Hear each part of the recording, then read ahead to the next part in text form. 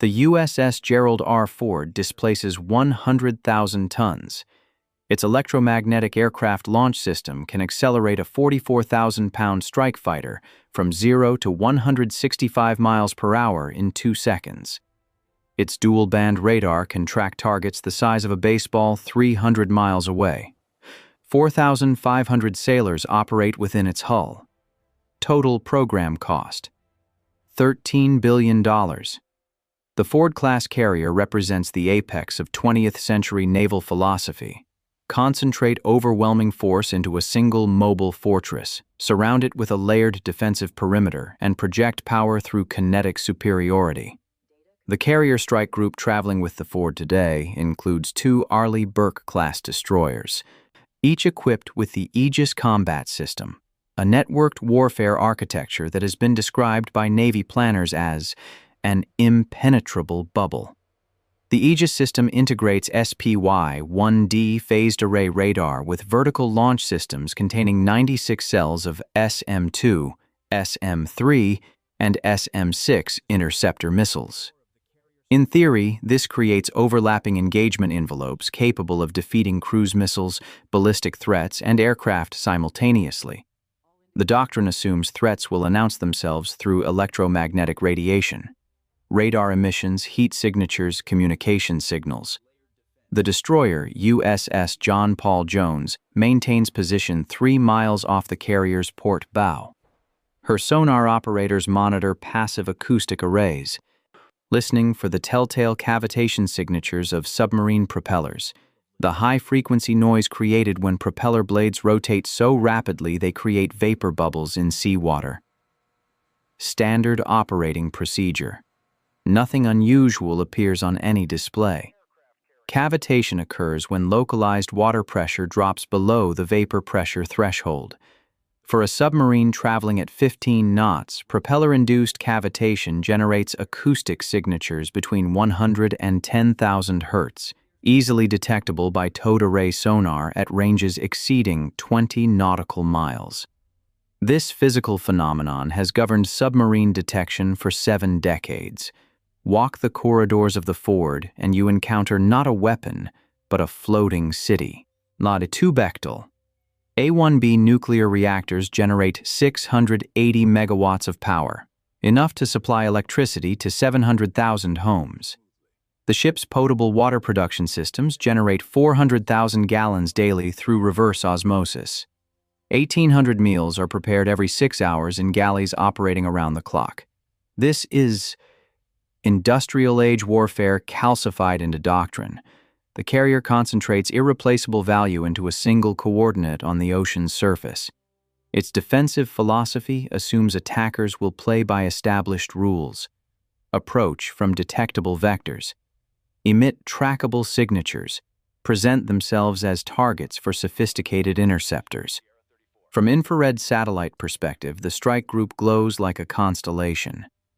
The Ford's reactor cooling systems discharge heat into the ocean. Gas turbine exhausts from the escort destroyers create thermal plumes visible from space. This is not stealth. This is industrial power announcing its presence. Rear Admiral Michael Thornton commanded carrier strike groups for 32 years before assuming this deployment. His operational experience spans the Persian Gulf, the Mediterranean, and 3 rotations through the South China Sea. He trusts the Aegis bubble. He trusts the acoustic detection grid. He trusts that naval dominance still obeys the physics he learned at Annapolis. At 0342 hours, 17 minutes before sunrise, the tactical action officer reports all stations normal. Sea state. 2. Wind. 8 knots from the northeast. Air search radar. No contacts within 100 miles. Surface search radar. Commercial traffic at expected bearing and range. My subsurface acoustic monitoring. Ambient ocean noise within normal parameters. What the displays do not show is that the strike group has already been surrounded for 6 hours.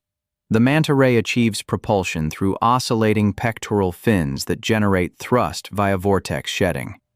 Unlike propeller-driven systems, this undulating motion produces minimal turbulent flow. Acoustic signature: negligible. The animal moves through water as though the water welcomes it. No violent displacement, no pressure waves that propagate as detectable sound. Traditional submarine propulsion creates broadband acoustic noise across multiple frequency ranges. A Virginia-class submarine at 5 knots generates approximately 90 decibels or 1 micropascal at 1 meter, quiet by historical standards but still detectable. Bio-mimetic propulsion eliminates cavitation entirely by maintaining continuous contact between propulsive surface and water medium. The result: acoustic signatures below 65 decibels, indistinguishable from ambient ocean noise caused by thermal currents and biological activity. The Type 17 unmanned underwater vehicle measures 4.2 meters in length. Mass: 380 kilograms. Propulsion: twin bio-mimetic oscillating fins constructed from carbon fiber composite with piezoelectric actuation. Maximum speed: 12 knots. Operational depth: 600 meters. Acoustic signature at cruising speed, ambient equivalent. Production cost per unit: $420,000. The USS Gerald R. Your Ford could purchase 31,000 Type 17 drones for the cost of its hull alone, before accounting for its air wing, escorts, or operational expenses. Each Type 17 carries sensor payloads optimized for passive electromagnetic collection and active disruption. No explosives, no torpedoes. The weapon is not kinetic.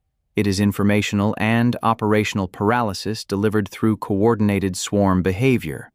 Sonar technician.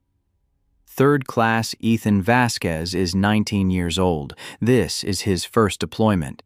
He mans the passive sonar station aboard the USS John Paul Jones, monitoring broadband acoustic data streaming from the towed array trailing 3,000 feet behind the destroyer.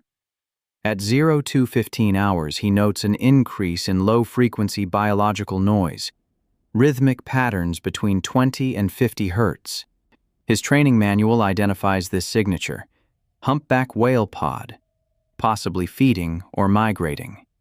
Whales are common in these waters during this season. He logs the contact as biological. Standard procedure. What Vasquez is hearing is not cetacean vocalization. It is the coordinated movement of 47 Type 17 drones executing a synchronized depth change maneuver, rising from 400 meters to 120 meters over 18 minutes. The acoustic profile mimics baleen whale communication through deliberate frequency modulation. Modern sonar classification algorithms employ pattern matching against known threat libraries. Bio-mimetic drones exploit this by generating acoustic signatures that correlate with non-threat biological phenomena. The human operator, trained to dismiss such contacts, becomes the final vulnerability in the detection chain. By 0330 hours, the Type 17 swarm has established a three-dimensional perimeter around the carrier strike group. 47 units occupy positions between 800 and 1,000 meters from the nearest surface vessel. They maintain depth between 90 and 150 meters, below the thermocline layer that deflects active sonar pulses. The drones do not communicate via radio. They do not emit. They coordinate through pre-programmed behavioral algorithms based on inertial navigation and acoustic sensing. Each unit adjusts its position relative to detected propeller signatures from the surface vessels. As the strike group maneuvers, the perimeter adjusts, a living net that contracts and expands without visible command. The Admiral believes his bubble is intact. His screens show nothing. His confidence is a function of sensors reporting absence rather than presence. In modern naval warfare, the most dangerous enemy is the one your instruments insist does not exist. At 0547 hours, the USS Michael Murphy, positioned on the strike group's starboard flank, reports difficulty maintaining course. The helmsman notes unusual resistance in steering, as though the rudder is encountering debris. Engineering reports no mechanical faults, Propulsion systems nominal. What has occurred is this. 6 Type 17 drones approached the destroyer's stern at 0534 hours, maintaining depth of 8 meters. Too close to the hull for sonar detection, masked by the destroyer's own acoustic shadow. Each drone deployed a compressed canister containing 12 kilograms of polymer filament net, are neutrally buoyant and designed to expand in turbulent water. The Murphy's twin propellers rotate at 140 RPM. Within 3 minutes, the polymer nets entangle the port propeller shaft, creating catastrophic drag. The starboard propeller compensates, inducing asymmetric thrust. The ship begins a slow, uncommanded turn to port. At 0603 hours, the Ford's communications officer attempts routine satellite uplink to PACOM headquarters in Hawaii. The transmission fails. He switches to backup SATCOM array. Failure. He attempts high-frequency radio. The signal transmits but receives no acknowledgement. The Type 17's electronic warfare payload consists of a 20-watt directional jammer operating in the L-band and C-band frequencies used by military SATCOM systems.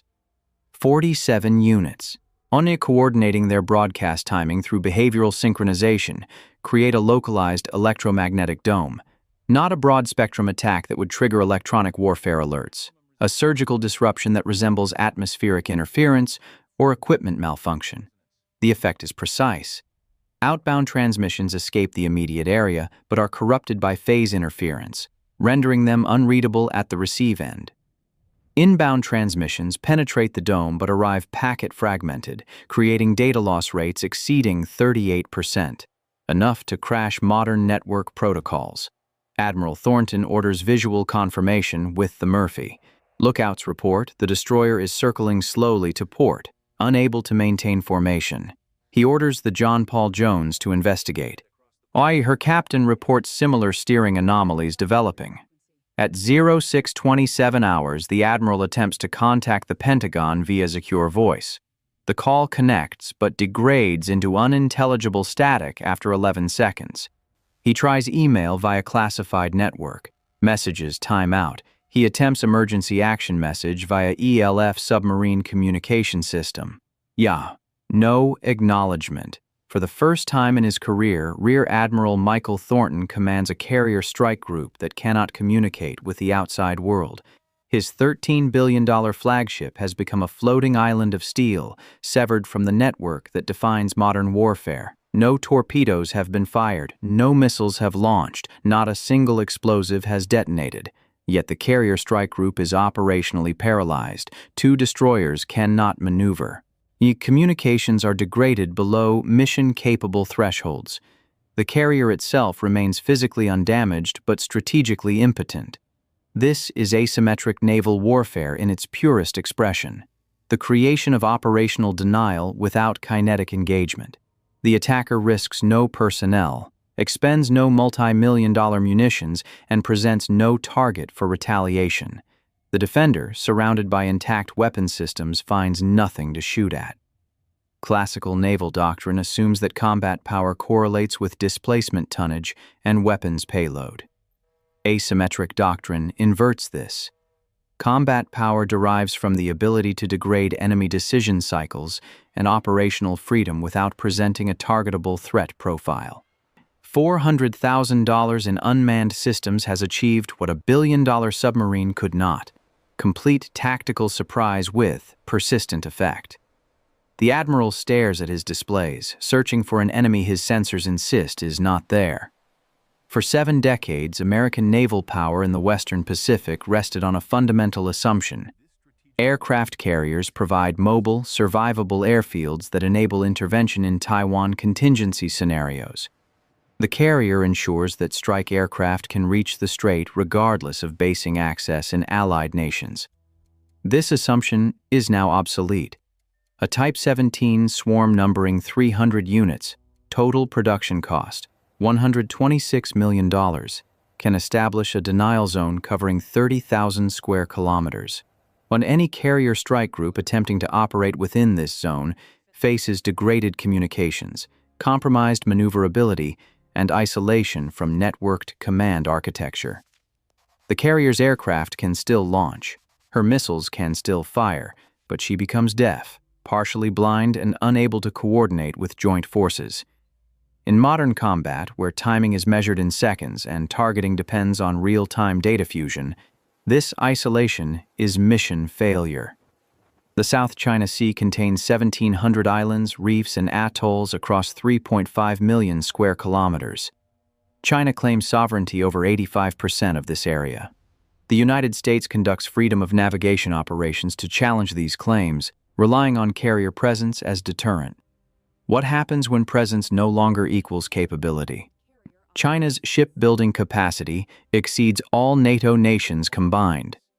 Adapting this industrial base to produce bio-mimetic UUVs at scale requires no revolutionary technology, only application of existing robotics, materials science, and swarm algorithms already demonstrated in commercial drone systems. Current estimates suggest China could produce Type 17 equivalent systems at a rate exceeding 10,000 units annually using 5% of existing naval shipyard capacity. Deployment of even 20% of this production would create persistent denial zones across the entire first island chain. The carrier becomes unable to approach contested waters without accepting operational paralysis. The $50 billion investment in Ford-class vessels becomes strategically irrelevant, not because the ships are destroyed, but because they can be neutralized by weapon systems costing 1,000th as much. Naval power historically measured in tons, displacement, armor thickness, shell weight. The battleship era defined strength through industrial capacity to forge steel and manufacture large-caliber guns. The carrier era shifted emphasis to aviation logistics and nuclear propulsion. We are entering the sensor swarm era, where naval dominance derives from computational power, algorithmic sophistication, and mass production of intelligent autonomous systems. A single Ford-class carrier requires 8 years from keel laying to commissioning. A Type 17 drone requires 43 hours from raw materials to deployment. The carrier demands 4,500 trained personnel. The drone requires 0 operators after deployment. The carrier fights alone. Its escorts defend but do not multiply its combat power. The drone fights collectively. Each unit's sensor data feeds swarm decision-making, creating emergent tactical behavior that exceeds the sum of individual capabilities. How is that even possible, Commander? This is not evolution. This is revolution. The USS Gerald R. Ford will serve for 50 years. Her successors, the Kennedy, the Enterprise, the Miller, are already under construction, representing combined investment exceeding $100 billion. These vessels will patrol oceans where their very presence invites the deployment of silent swarms that render them operationally impotent without firing a shot. The question is not whether aircraft carriers will disappear. Hull large-deck amphibious vessels will remain relevant for humanitarian operations, disaster response, and logistics. The question is whether they retain strategic relevance in contested peer conflict scenarios. The Ghostfleet has answered, tonnage is not destiny, stealth is not invisibility, and the platform that cannot be targeted defeats the platform that cannot hide. Sovereignty in the 21st century is measured not in square kilometers of flight deck, but in the swarm intelligence swimming silently beneath the surface. Patient, persistent, and impossible to kill because you cannot find what refuses to announce itself. The Admiral is baffled. The era of Big Iron is over.